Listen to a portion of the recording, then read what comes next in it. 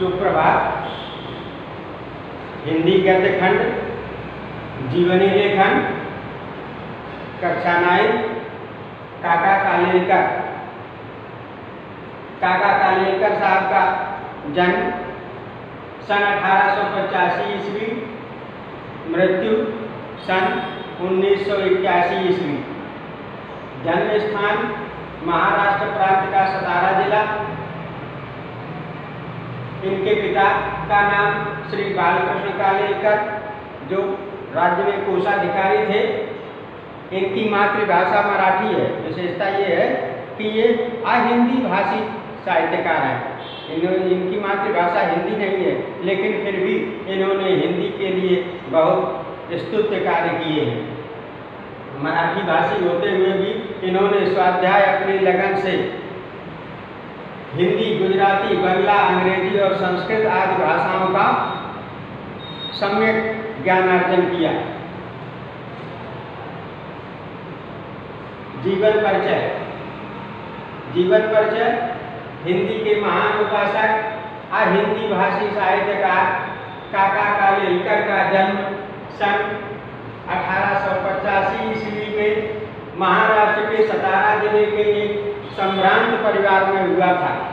संभ्रांत परिवार जिसकी समाज में प्रतिष्ठा हो और वैभव हो, धन संपत्ति हो, दोनों प्रकार से जो समाज में सम्माननीय होता है उसको संभ्रांत कहते हैं।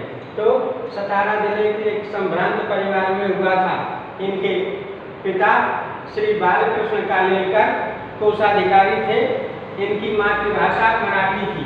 इन्होंने मराठी के अतिरिक्त, मराठी का ज्ञान तो अर्जित किया ही, हिंदी, गुजराती, बांग्ला, अंग्रेजी और संस्कृत आदि भाषाओं पर स्वाध्याय से अच्छा अधिकार प्राप्त कर लिया था। इतनी लगन, इतनी मेहनत से इन भाषाओं को पढ़ा कि उन पर इनका अधिकार हो गया। ये बाल्यकाल से ही कुशाग्र बुद्धि और प्रतिभा संपन्न छात्र थे। इन्होंने मुंबई विश्वविद्यालय से बीए की परीक्षा उत्तीर्ण की और बड़ौदा के गंगानाथ सार्वजनिक भारतीय विद्यालय के आचार्य पद पर नियुक्त हो गए। कुछ समय तक इन्होंने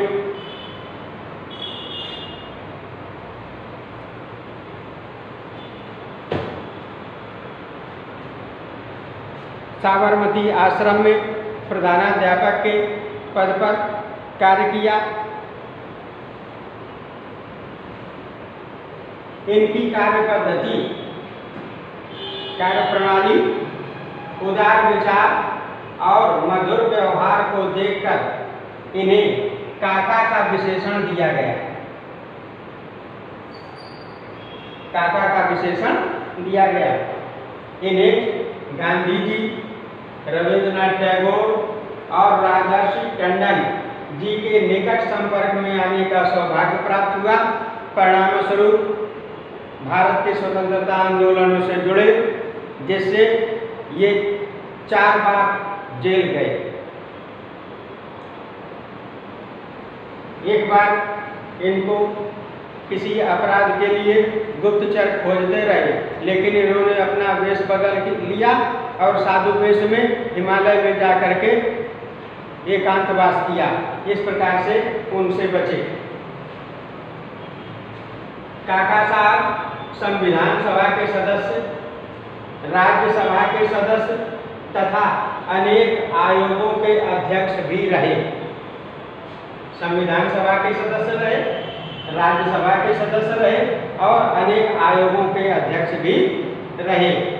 भारत सरकार द्वारा आपको पद्म विभूषण से सम्मानित किया गया। भारत सरकार ने काका साहब को पद्म विभूषण अलंकार प्रदान किया।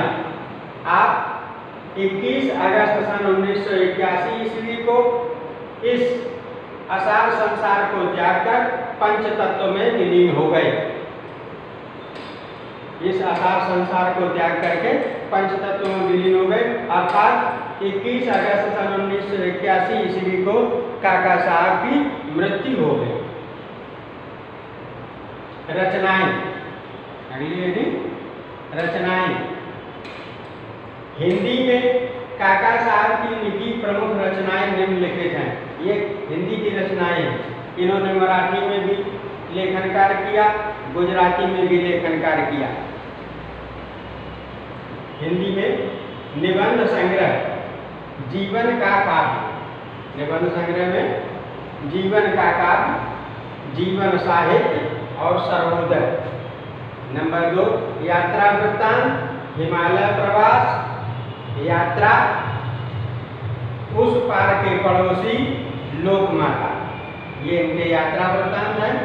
नंबर 3 संस्मरण, संस्मरण एवं बापू की झांकियां, आत्मचरित, आत्मकथा, जीवन लीला, धर्मोदय। नंबर 5 सर्वोदय साहित्य, सर्वोदय। संपादन राष्ट्रमत पत्र का संपादन किया। ये राष्ट्रमत मराठी भाषा का पत्र है, हिंदी भाषा का नहीं है। अगली हेडिंग, अंतिम हेडिंग, हिंदी साहित्य में स्थान। काका साहब का हिंदी साहित्य में स्थान। काका साहब उच्च कोटि के विचारक, काका साहब उच्च कोटि के विचारक, विद्वान, भाषा के प्रचारक होने के साथ साथ एक सफल शिक्षक के रूप में ख्याति प्राप्त साहित्यकार हैं। विचारक रहे, भाषा के प्रचारक रहे, हिंदी भाषा के प्रचार के लिए इन्होंने अथक प्रयास किया और एक सफल शिक्षक के रूप में इन्हें ख्याति अर्जित हुई। मराठी भाषी होते हुए भी इन्होंने जो हिंदी साहित्य के क्षेत्र में स्तुत्य कार्य किए वे प्रेरणादायी हैं, दूसरों के लिए उत्साहित करने वाले हैं। हिंदी के श्रेष्ठ साहित्यकारों में काका कालेलकर जी का अग्रगण्य स्थान है। इनका नाम हिंदी जगत में सदा स्थायी रहेगा। ये इस बात के लिए प्रेरणा देते रहेंगे कि हिंदी भाषी होते हुए भी, मातृभाषा हिंदी न होने पर भी इन्होंने हिंदी के क्षेत्र में ऐसा सराहनीय कार्य किया जिससे इनका हिंदी साहित्य जगत में नाम युगों युगों तक अमर और स्थायी बना रहेगा।